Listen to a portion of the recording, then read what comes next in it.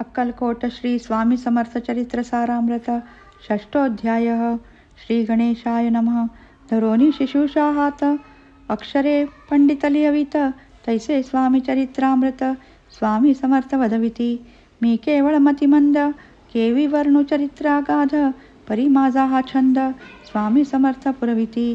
ज्यांचा वरप्रसादे करुण मुढा होई शास्त्रज्ञान त्या समर्थाचे चरण वारंवार नमितसे। कृपाळू होऊन समर्था वदभावे आपुल्या चरित्र श्रवणे श्रोतयांचा चित्ता ब्रह्मानंद प्राप्त हो। सुरतरुची घेऊन सुमने त्यासीच अर्पावी प्रीतीने झाला ग्रंथ स्वामी कृपेने त्यांचाच पदी अर्पिजे। मागील अध्यायांचा अंती चोळप्पा विनमी स्वामी प्रती कृपा करोनी मजवरती वडोजापती चलावे। भाषण ऐसे ऐकोनी समर्थ बोलती हसोनी मल्हार रावाची आमनी आम्हाविषयी भावनसे म्हणून तयाच्या नगराता आम्हा जाणे नमे उचित। अक्कलकोट नगरात आम्हा राहणे आवडे ऐसी ऐकोनी आवाणी चोळप्पा खिन्न झाला मनी त्याने सत्वर येऊनी तात्या प्रती सांगितले। ऐसा यत्न व्यर्थ केला तात्या मनी चिंतावला आपण आलो ज्या कार्याला तेन जाय सिद्धीसी। परी पहावा यत्न करोनी ऐसा विचार केला मनी मग काय केले तात्यानी अनुष्ठान आरंभिले।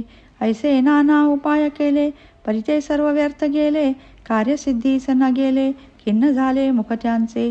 भक्ती नाही अंतरी दांभिक साधना ते करी तया ते स्वामी नरहरी प्रसन्न कैसे होतील। तयानी माजविली रोंगे आणि केली नाना सोंगे भक्ती विना हट्टयोगे स्वामी कृपान होय। मग तात्यानी काय केले सप्ताहासी ब्राह्मणा बैसविले गुरुचरित्र आरंभिले भावयासी स्वामी कृपा। परितयाचा वाड्यात कधी न गेले समर्थ तात्या झाला व्यग्रचित्त काही उपाय सुचेना। मल्हार रावंद्रपाने पाठविले ज्या कार्यकारणे ते आपुल्या हातून होणे अशक्य असे वाटते। आता जाऊन वडोद्यासी काय सांगावे राजयासी आम्ही सकळ जनासी तोंड कैसे दाखवावे।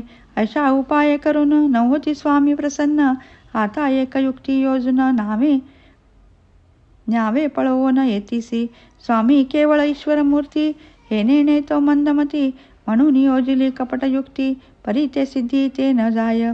असो कोण एक दिवशी साधून योग्य समयासी मेण्यात घालून स्वामीसी तात्या साहेब निघाले। कडवंगा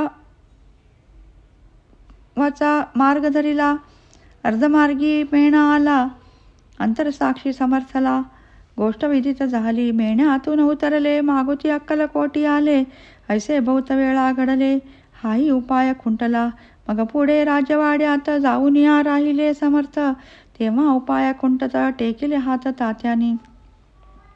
या प्रकारे यत्न केले परिती चुके व्यर्थ गेले व्यर्थ दिवस गमाविले द्रव्य वेचिले व्यर्थची। मग अपयशाते घेऊनी वडोद्यासी आले परतोनी समर्थ कृपा भक्ती वाचोनी अन्य उपाय न होय।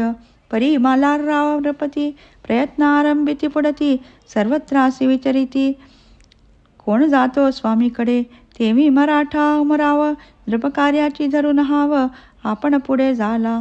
स्वामी कारणे वस्त्रे भूषणे धन आणि अमोल रत्ने देऊनी त्याजवळी नृपाने आज्ञा दितली जावया। तो येऊन अक्कलकोटी घेतली समर्थाची भेटी वस्त्रे अलंकार सुवर्ण दाटी स्वामी पुढे ठेवित। ती पाहून समर्थाला तेव्हा अनिवार्य क्रोध आला यशवंता पाहुनी डोळा काय तेव्हा बोलले अरे बेडी आणोनी सत्वर ठोकायाचे चरणी। ऐसे त्रिवार मोठ्याने समर्थ क्रोधे बोलले। क्रोध मुद्रा पाहुनी यशवंतराव भ्याला मनी पळाले तोंडचे पाणी लटलटा कापू लागला। मग थोड्याच दिवशी आज्ञा आली यशवंतासी सत्वर यावे बडोद्यासी तेथील कार्यासी सोडोनी।